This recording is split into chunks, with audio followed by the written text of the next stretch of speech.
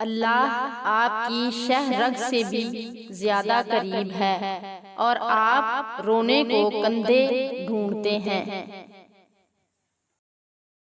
حضرت ابو ہریرہ رضی اللہ تعالیٰ عنہ نبی صلی اللہ علیہ وآلہ وسلم سے روایت کرتے ہیں، آپ صلی اللہ علیہ وآلہ وسلم نے فرمایا کہ 7 آدمی ہیں جن پر اللہ تعالیٰ اپنی رحمت کا سایہ ڈالتا ہے۔ ان میں سے ایک شخص وہ ہے جو اللہ تعالیٰ کا ذکر کرے تو اس کی آنکھوں سے آنسو جاری ہو جائیں۔ اللہ امتحان لیتا ہے تاکہ صابر بنو، آزمائش میں ڈالتا ہے تاکہ اس کے شکر گزار رہو، رلاتا ہے تاکہ صاف دل رہو، چپ بھی کرواتا ہے تاکہ اس پر یقین رکھو۔ تم دعا کرنا کبھی مت چھوڑنا، کیونکہ لمحے صبر آزماتے ہیں، دراصل وہی قبولیت کے ہوتے ہیں۔ لوگوں کی چاہت میں رسوائی بہت ہے اور اللہ کی چاہت میں رہنمائی بہت ہے۔ ہم کتنے ہی بڑے کیوں نہ ہو جائیں، اللہ سے مانگتے ہوئے بچے بن جاتے ہیں۔ دلی سکون کے لیے یہی کافی ہے کہ کوئی ہمارا ساتھ دے یا نہ دے، اللہ تعالیٰ ہر وقت ہمارے ساتھ ہے۔ پریشان کیوں ہوتے ہو، اللہ ہے نا، سنبھال لے گا۔ میں نے ایسے بھی لوگ دیکھے ہیں کہ ہر چیز مٹ جاتی ہے، کنگال ہو جاتے ہیں، لیکن زبان پر پھر بھی یہی بات ہوتی ہے، اللہ پاک جو کرتا ہے بہتر کرتا ہے، اللہ تیرا شکر ہے۔ مجھے کن فیکون کے لفظ سے عشق ہے، زندگی میں ساری باتیں ہی اس پہ آ کر رک جاتی ہیں کہ اللہ جب کہتا ہے کہ ہو جا تو بس ہو جاتا ہے۔ دل اسی سے لگاؤ جس نے دل بنایا ہے، اللہ ہی میرا رب ہے، میں اس کے ساتھ کسی کو شریک نہیں ٹھہراتا، اللہ بے نیاز ہے۔ اپنے رب سے دعا کرتے رہا کرو، دعا ایسی عبادت ہے جو اللہ سے سب کچھ منوا سکتی ہے۔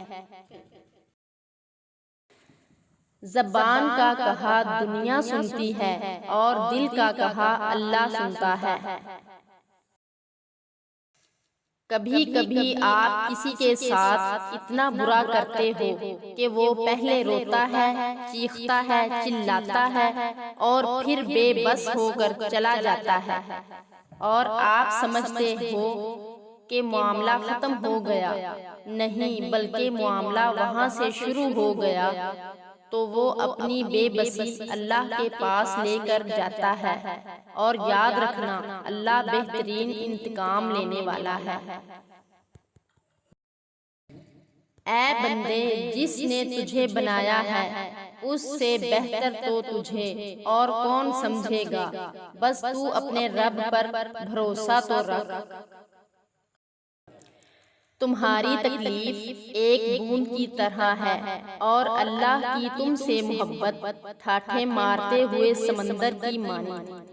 تمہارے مسئلے بہت چھوٹے ہیں، رب کا جلال اور اس کی عنایت نہ ختم ہونے والی۔ زندگی آزمائشوں کا سمندر ہے، کسی سے لے کر آزمایا جاتا ہے اور کسی کو بے تحاشا دے کر آزمایا جاتا ہے، بس کہیں صبر کی اور کہیں شکر کی آزمائش ہے۔ ذرا انتظار کرو، اللہ ضائع نہیں کرے گا تمہاری دعا اور تمہارا صبر، اس کے گھر میں دیر ہے اندھیر نہیں۔